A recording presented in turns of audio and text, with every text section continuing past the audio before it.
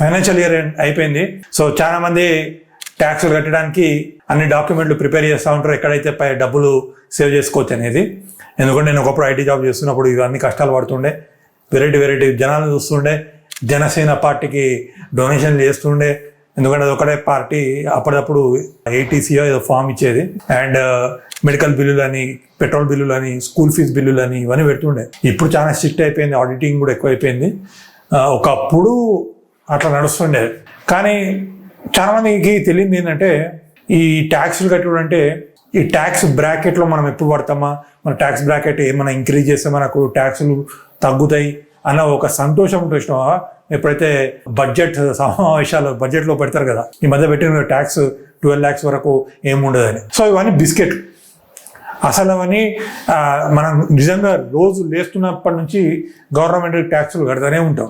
వీటి indirect tax అంటారు. మనం కట్టే ట్యాక్స్ బ్రాకెట్ వల్ల ఎంత సేవింగ్స్ కొట్టి బిల్లులు పెట్టి ట్యాక్స్ సేవ్ చేసుకున్నంత డైరెక్ట్ ట్యాక్స్. ఇండైరెక్ట్ ట్యాక్స్ గురించి వాళ్ళు చెప్తారు. మీకు తెలియకుండానే మీరు ప్రతిరోజు గవర్నమెంట్కి ట్యాక్స్లు కడుతుంటారు. ఓకే, సో ఇది వెళ్ళే ముందు మన చిన్న రిక్వెస్ట్, ఈ వీడియోకి నచ్చుతుంది మీకు సబ్స్క్రైబ్ చేసుకోండి. ఎందుకంటే ఫైనాన్షియల్ ఫ్రీడమ్ గురించి మాట్లాడుకుంటాం. 1% స్మార్ట్ అయితే నా వీడియో చూసి you will make more money. చాలా పెద్ద ఇండైరెక్ట్ ట్యాక్స్ వచ్చేసి మనకు జిఎస్టీ. సో జిఎస్టీ అయితే ఎప్పుడు ఇంట్రడ్యూస్ అయిందో దాంట్లో కొన్ని ట్యాక్స్ స్లాబులు పెట్టిండ్రు. ఇప్పుడు 5% జిఎస్టీ ఎసెన్షియల్ ప్రోడక్ట్స్ అంటే పాలు, కూరగాయలు వీటి మీద 5% కడతాం. 12 to 18% ఆన్ ప్రొఫెషనల్ సర్వీస్. ఇప్పుడు నేను కూడా కోర్సులు అమ్ముతా ఉంటా.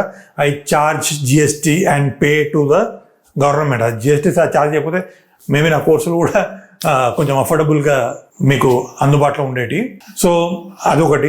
Plus 28% on luxury items, car కానీ ఇంకా ఇట్లాంటి లగ్జరీ ఐటమ్స్ కొంటే, లెదర్ బ్యాగులు పెద్ద పెద్దవి కొంటే కడతారు.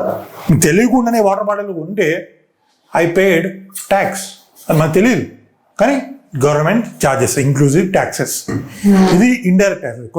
ప్రతిరోజు కొన్ని లక్షల కోట్ల ట్రాన్సాక్షన్స్ అయితే ఉంటాయి. కొన్ని వేల కోట్లు గవర్నమెంట్కి ట్యాక్స్ రూపంలో డబ్బులు జమ చేరుతూ ఉంటాయి.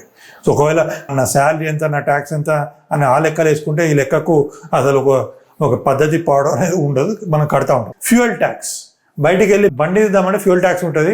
ఇప్పుడు 100 రూపాయలు అనుకోండి పెట్రోల్, దాంట్లో 50% స్టేట్ గవర్నమెంట్ తీసుకుంటుంది, సెంట్రల్ గవర్నమెంట్ తీసుకుంటుంది.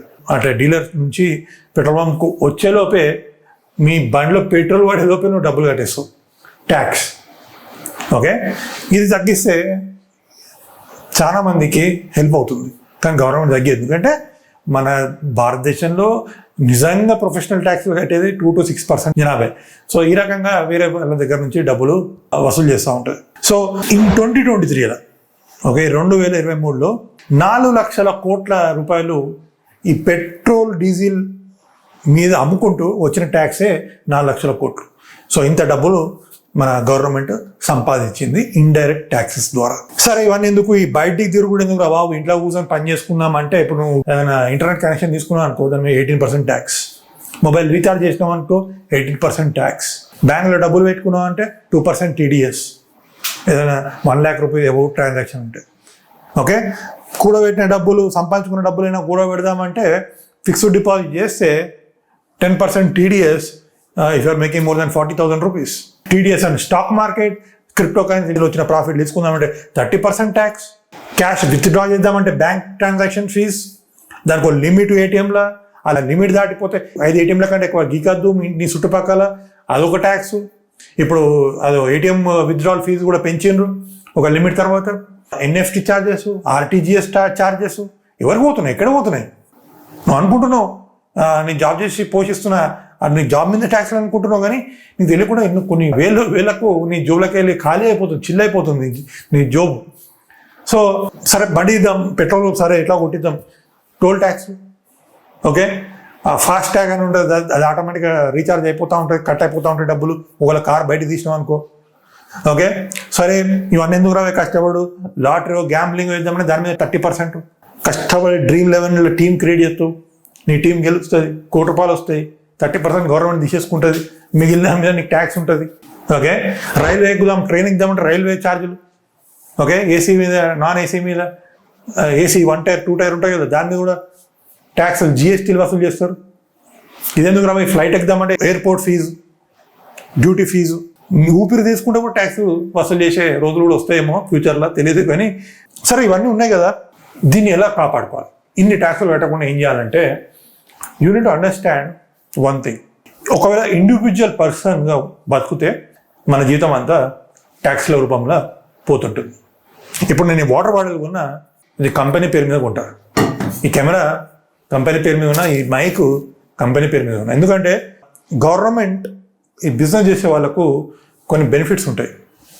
అంటే ఇప్పుడు నేను 1 కోటి రూపాయలు సంపాదించిన అనుకోండి, 50 లక్షల మీద ట్యాక్సే ఉండదు.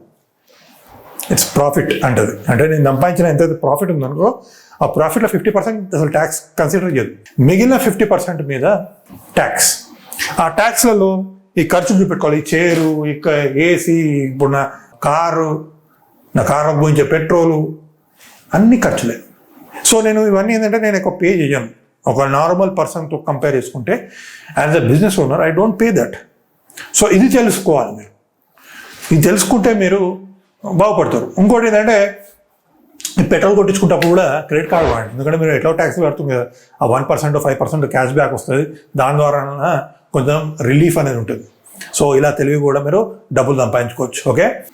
ఇంకోటి ఏంటంటే ఇప్పుడు ఒకవేళ మీరు వర్క్ ఫ్రమ్ హోమ్ చేస్తున్నారు అనుకోండి, ఇంటర్నెట్ బిల్లులు, జిమ్ బిల్లులు ఎన్నో ఉంటాయి కదా, ఏదైతే బిల్లుస్ ఉంటాయో అన్నీ మంచిగా జమ చేసుకొని పెట్టుకోండి. So that you can claim that money.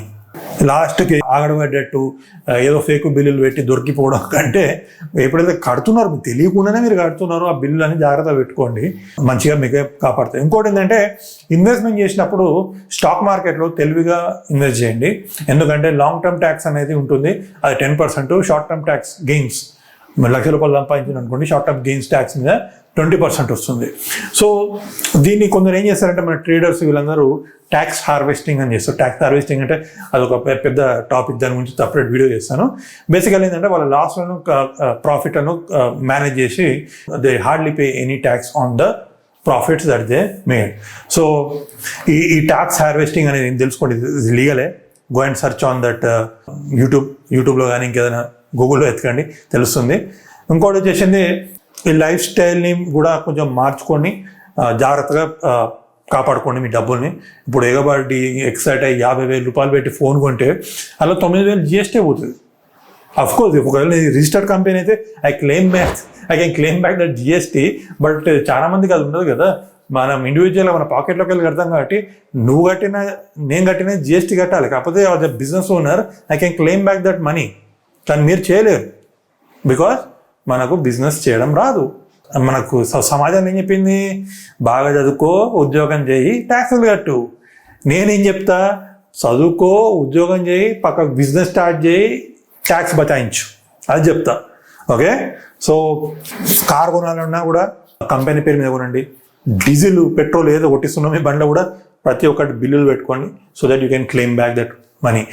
Car depreciation ఉంటుంది, దానివల్ల కూడా ట్యాక్స్ బెనిఫిట్స్ ఉంటాయి. అది మా CA చెప్తా ఉంటాడు, అది నేను మాట్లాడుతూ ఉండాలి అది. సో నేనేం చెప్తా అంటే లైఫ్ స్టైల్ని ఎప్పుడు కాంప్రమైజ్ చేసుకోకండి. మీకు కూడా కానీ కోరికలు ఉంటాయి. ఇప్పుడు ఫైనాన్షియల్ ప్లానర్ ఏం చెప్తారంటే అన్ని డబ్బులు సేవ్ చేసుకోండి, ఎక్కువ ఖర్చు పెట్టకండి, పిసినారులా బతకండి, ఇట్లా బతకండి, అట్లా బతకండి అని చెప్తాను. డబ్బు ఎంత సేవ్ చేసినా, లైఫ్ స్టైల్ ఎంత సేవ్ చేస్తూ బతికినా అడుకది బతకాల్సిన అవసరం లేదు. ఓకే. మా ఇంట్లో ఎప్పుడు నన్ను అంటుండే ఖర్చులు ఎక్కువైతుంటే ఖర్చులు తగ్గించుకోండి. నేను ఎప్పుడు చెప్తుండే ఖర్చులు ఎక్కువైనప్పుడు ఖర్చులు తగ్గించుకోవడం కాదు సొల్యూషన్, సంపాదన పెంచుకోవడం సొల్యూషన్. తెలివిగా సంపాదన పెంచుకోండి. ఎన్నో లూప్ హోల్స్ ఉన్నాయి ట్యాక్స్లలో. ఇప్పుడు మన గవర్నమెంట్లో అందరూ తెలిసిన లూప్ హోల్స్, నేను కొత్తగా మాట్లాడలేదు, కాకపోతే బిజినెస్ చేసే వాళ్ళకి ఇది అర్థమవుతుంది. ఓకే. సో ఎన్నో లూప్ హోల్స్ ఉన్నాయి, అవి తెలుస్తాయి మీకు.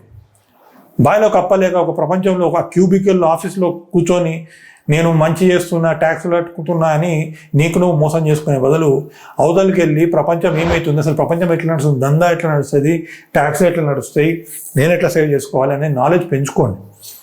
ఓకే. ఒక బిజినెస్ ఓనర్కి చాలా అడ్వాంటేజెస్ ఉంటాయి, వేరస్ వర్కింగ్ ప్రొఫెషనల్ మీకు అంత అడ్వాంటేజెస్ ఉంటాయి. ఓకే.